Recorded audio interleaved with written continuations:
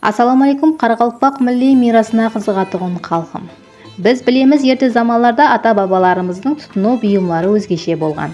Әйне осы бұйымдар хақында сөйлесетін боламыз. Қарақалпақ тұтыну бұйымдары дегенде бірінші келі һәм келса көз алдымызға келуі табиғи. Қазіргі жас аулат бұл бұйымды көрген болуы мүмкін, бірақ оннан пайдаланып көрмегенлігі анық. Себебі қазіргі уақытта бұл бұйымнан пайдаланып атырған адамлар шен-шен.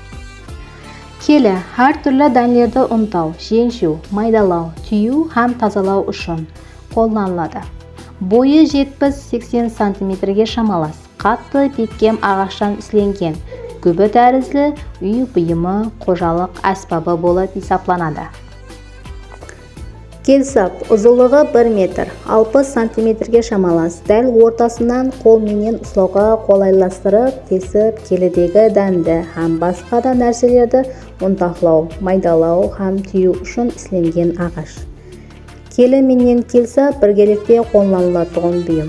Келі һәм келсапта тикарынан ижан таған, соқ таған, соқ, майсоқ сияқты тойымлы тағамларды даярлайды. Мыс құман тұрмыста қолданылатын үй розғашылық бұйымы. Құман мыстан істелінгені үшін мыс құман деп аталады. Мыс құмалар 19-шы ғасырда кеңінен тарқалған. Мыс құманның ұсағышы жоқ, сүмегі иілген болып келеді. Қыз-келіншектер меймандардың қолларынан су алған уақытында бір қолы менен мойнынан ұстаса, екінші қолы менен сүмегінен ұстап су құятын болған. Сандық жұқа етіп тілінген ақ талдан жасалып, ол 4 қырлы жақлау һәм тұяқларына кигізбелі ұсуда біріктіріледі һәм ағаш шегелер менен бекемленеді. Ол 2 текшеден ібарат болады, жоғарғы һәм төменгі. Жоғарғы текшелерінің алды бетіндегі оң жақ кетекшесі қақпа қызметін атқарып, ол сыртқа қарай кигізбелі ұсуда ашылып жабылады. Сандықтың ұзындығы 1-2 һәм 1-5 атрапында болып, оның ішінің көлемі 40-40 см кеңдікте сенеді. Төменгі текшенің ұзындығы ұзынына һәм ені көлемі жоғарғы текшеменен бірдей болады да, тігіне 15 см атрапында болады. Сандық соғылып болынғаннан кейін тойын қызыл реңге боялып, бетіне әр қилы нақыстар салынады. Сандық үстіне жүк жиналып қойылады. Сандықтың үлкен кішіне, яғни әр қилы болуы да мүмкін. Арша. Арша менен сандық бірі-біріне туысқан болып келеді десек те болады. Екеуі де бір мақсатта пайдаланылады. Тек бір айырмашылығы аршаны ұзатылып баратылған қызларымызға қыздың киімінен келген көрпе төсегіне қосып, көрпелерді тақлап қою үшін басылы мүлік сипатында аршаны қосып жіберетін болған. Арша қалыңлығы 2-2,5 см ақ талдан істелінеді. Оның ішкі 4 жақлауы 4 қырлы бекем ағашынан соғылады. Қақпағы аршаның толық көлемінде болып, төменнен жоғарыға қарай ашылады. Көлемі еніне 70-80 см болады.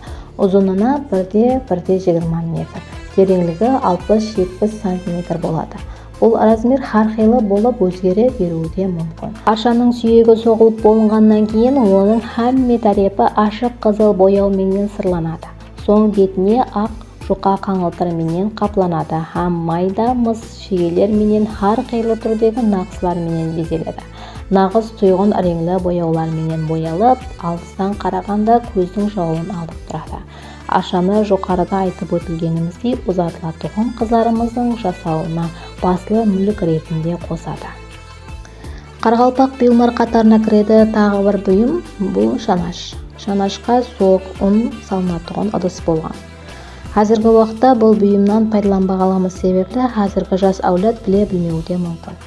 Шанаш ешкі, бұзау һәм тағы басқа хайуан терісінен һәм бөзден істелінген екен. Шанаштың түбінің ені 30-35 см, ұзындығы 15-20 см, биіктігі 1 метр атрапында болып келеді. Шанашқа әрқилы реңдегі жүннен иірілген жіптер нағыз қойылады. Нағызсыз болуы да мүмкін, ол үй иесінің нәшесіне байланысты. Қарақалпақ бұйымдар қатарына кіреді тағы бір бұйымымыз, бұл шынықап. Шынықап кесе шайнек салатын ыдыс. Оны қалың тері бөліклерінен іслеп, сым менен торлап нақсылайды.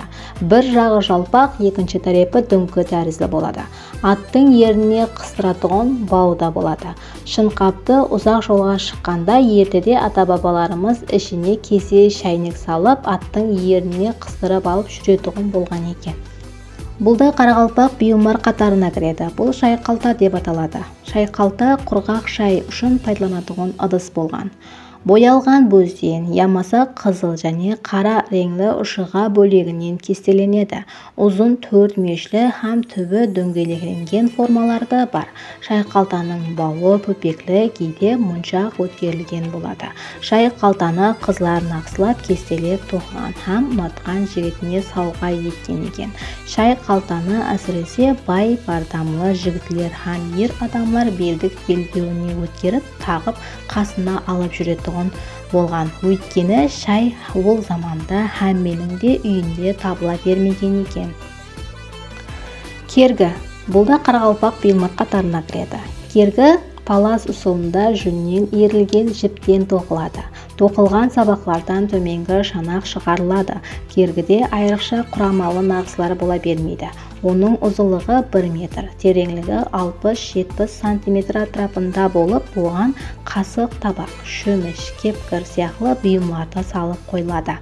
Кергі қара үйдің шеп қапталында тандыр ошаққа жақын жерде керегеге ілдіріледі. Бұлда қарақалпақ бұйымдары қатарына кіруші ертеде әжелеріміздің, аналарымыздың кеңінен пайдаланып келатырған бұйымдары қатарына кіруші көбі болып есептелінеді. Көбіден сүт, айран, сары май істеуші кеңінен пайдаланылған.